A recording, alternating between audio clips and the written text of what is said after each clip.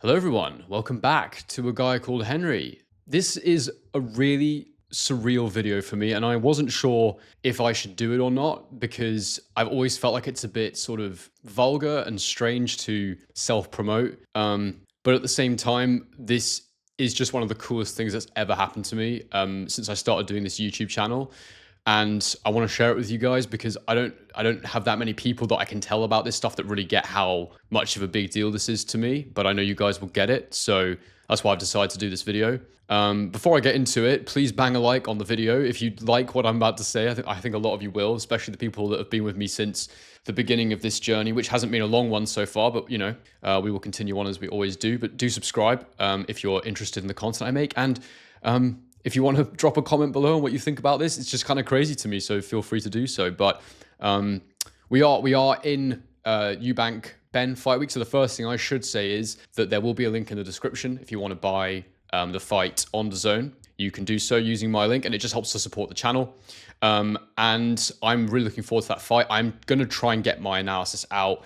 As I said, I'm going to try and do a game form one. I'm going to try and do it today if I've got time, but they are long and time consuming. And the way things have played out recently, I've not had loads of time to do it, but I am going to try and put something together for you guys so you can check it out. And of course, we are just off the back of the Ben Whittaker against Liam Cameron rematch, which was an incredible performance. It was emphatic, not without its controversy. And we still don't, you know, it's such a difficult one. We still don't know if that was an early stoppage, if that was a late stoppage. It's really hard to say. I mean, at the time, I felt like it was extremely early. But looking back, I understand why it happened now, especially the lack of punches thrown back by Liam Cameron. I get the arguments for both.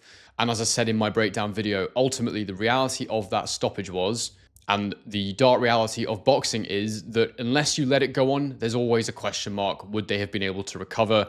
I think there is that fine line as a judge you've got to toe, as a referee, sorry, that you've got to toe between letting it go too far and not letting it go far enough.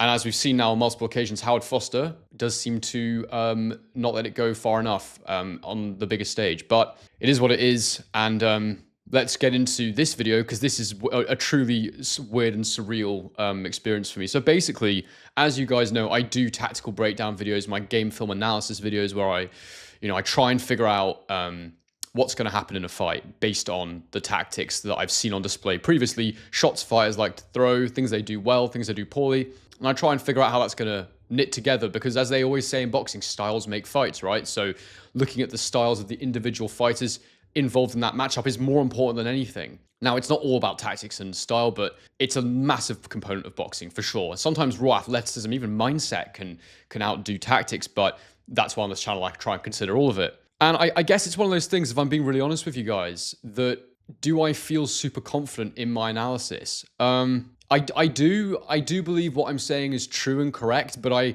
it's not that I don't think what I'm saying isn't valid, but I always feel like there's so much more for me to be able to say, and there's levels and levels for me to go to be considered like someone who really could change the outcome of a fight for a fighter. But that's only because I don't know. I don't know what like these lead analysts are like that are in boxing camps. And I think a lot of boxing camps don't even have analysts, as I understand it. But the one that I always look to as a reference point is Ben Davison and Lee Wiley, because that's the only one I really know about, to be honest, that do game film. And I know that Lee Wiley actually started in a similar way to me. I think he had a YouTube channel, and I think him and Ben Davison met through that. So I guess that maybe you know, it's possible to be doing what I'm doing and actually to be able to say things that are truly valuable and insightful. And but the thing is, until someone at the highest level tells you what you're doing is helpful or useful or even worth watching, you don't really know for sure. And that's what's basically happened here.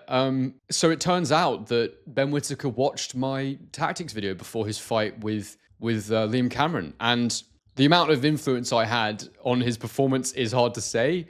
But what was amazing for me was that after the fight, I was like, wow, that was exactly like what I thought he should do. The tactical breakdown I did pretty much painted exactly the picture that he ended up displaying in the fight. You know, the tactics that I thought he should use were literally there on display. And just watching that felt incredibly validating to know that I'd seen the right things. But then on my live stream on my post-fight reaction video, I had a comment from someone claiming to be Ben Whittaker's dad. And he basically said, cheers for your breakdown. We watched it before the fight and got a few tips. And I was like, this has got to be a YouTube troll. This can't actually be Ben Whittaker's dad messaging me saying that they watched my breakdown video together before the fight. Anyway, I said to the guy, DM me on Instagram, and he did, and it actually was his dad. And we had a conversation, and basically he watched the video. He thought it was really good. He actually said to me he sat Ben down and watched it. I'm not going to post the text on screen because it's a private conversation, but the gist of it was that he'd sat Ben down, got him to watch my breakdown, and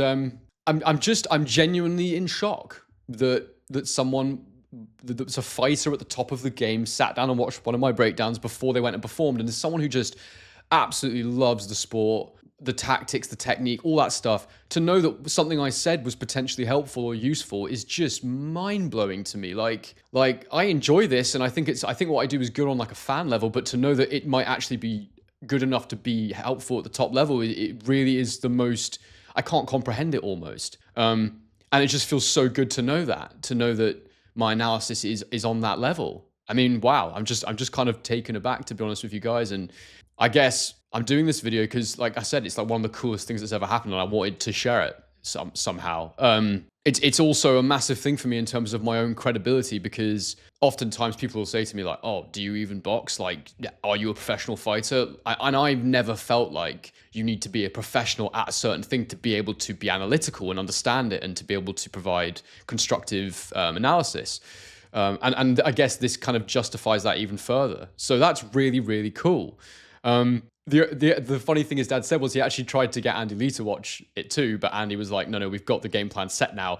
And to be fair, he said that most of what I said was actually in the game plan already. I think there was a couple of little extra things I said that I didn't ask what they were, but I guess there was a couple of specifics in my video that were a little bit helpful that maybe they hadn't gone into in their camp.